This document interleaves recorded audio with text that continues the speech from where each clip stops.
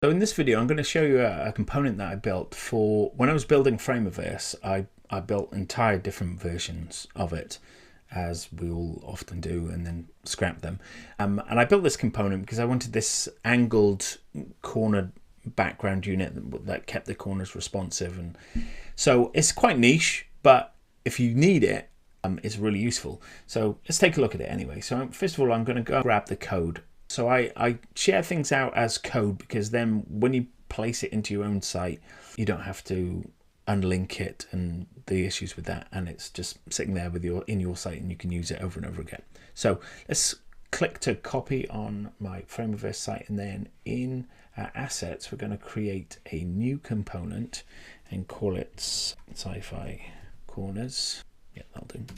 And then remove the content that's already there, the code that's already there, and then add it and save it.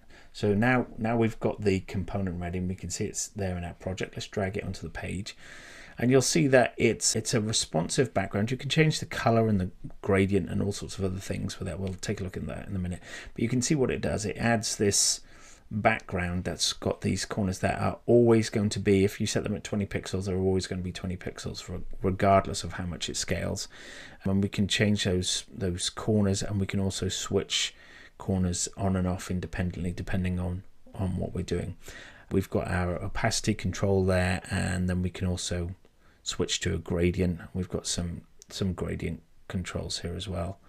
I'll just keep it on solid for now. So this is, as I said, it's quite niche, but if you're looking for something like this, really useful. Let's just create a button with it just quickly.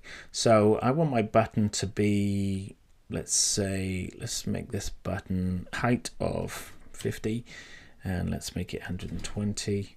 Well, let's make that 200 actually. And we're going to switch off that one, and so we want that and that. There we go. So this is what our button's going to look like. So now let's add a stack and set it to fit the content. Yep. And then we'll add some text in there. Say click here.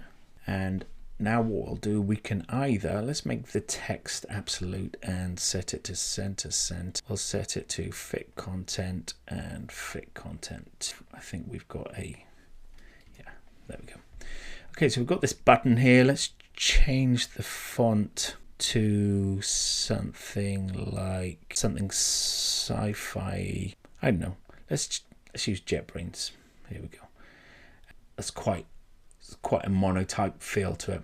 Yeah. So you can see that we've got this button now, and then if we create that, if we turn that into a component, let's call that Sci-Fi button.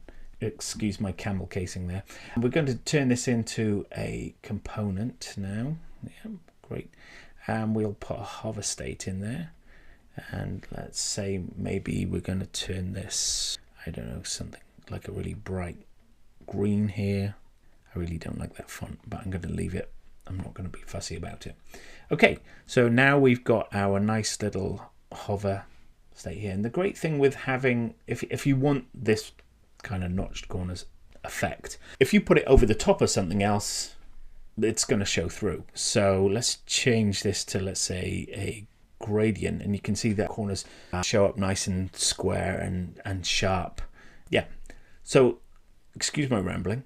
It's an interesting little component, very niche, but if you're building out a sci-fi layer, this may be the thing for you, and it's fully responsive. So that's that component. Thanks for watching, and see you in the next video.